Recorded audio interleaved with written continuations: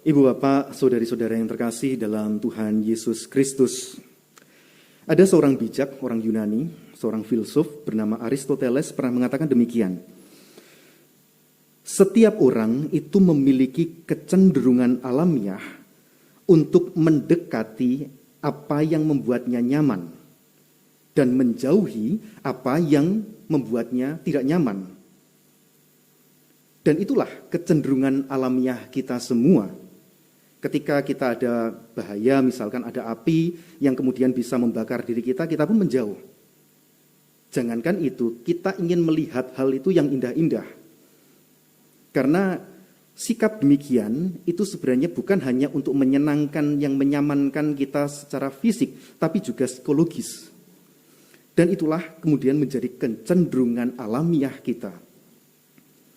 Persoalannya ialah tidak semua hal yang membuat kita nyaman itu baik. Dan tidak semua hal yang sakit, menyakitkan diri kita, membuat kita tidak nyaman, itu buruk. Kita tetap bisa kemudian mengatakan hal baik olahraga, walaupun kita harus berkeringat. Mungkin kalau kita datang ke gym, kita kemudian itu juga sakit-sakit semua badannya.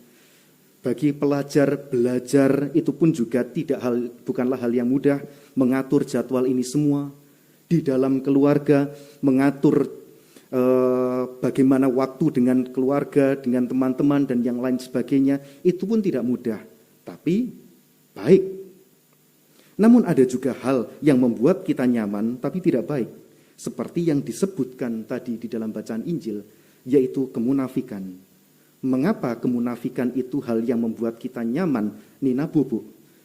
Karena munafik itu ialah bahwa kita mengatakan hal-hal yang sebenarnya tidak kita lakukan.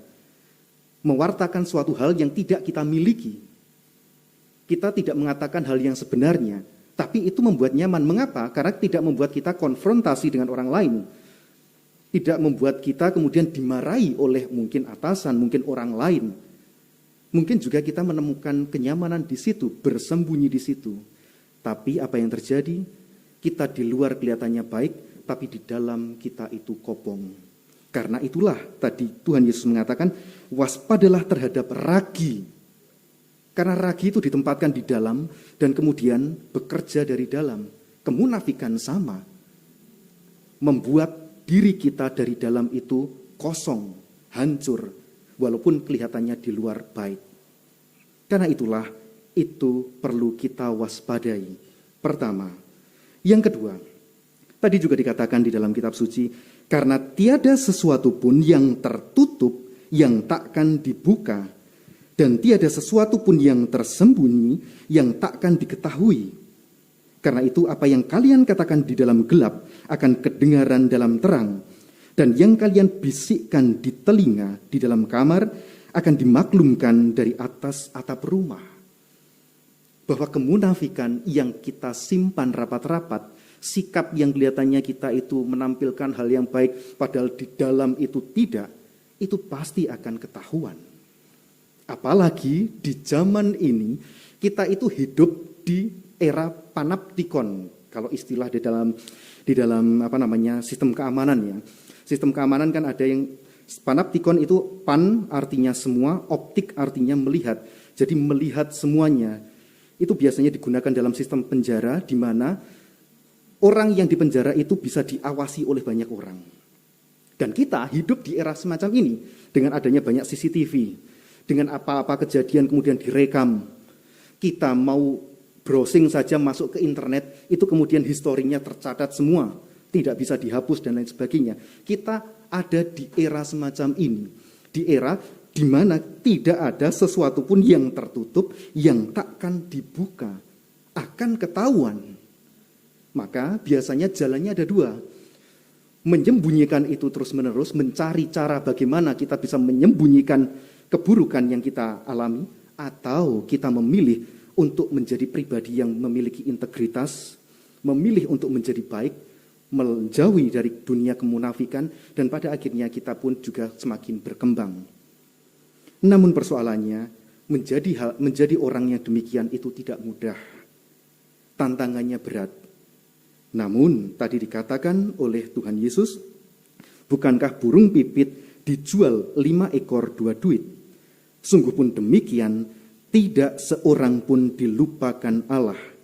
Bahkan rambut kepalamu pun terhitung semuanya. Karena itu jangan takut, karena kalian lebih berharga daripada banyak burung pipit. Tantangan-tantangan seperti yang tadi kita lihat, adanya kecenderungan dalam diri kita untuk mencari yang menyamankan kita.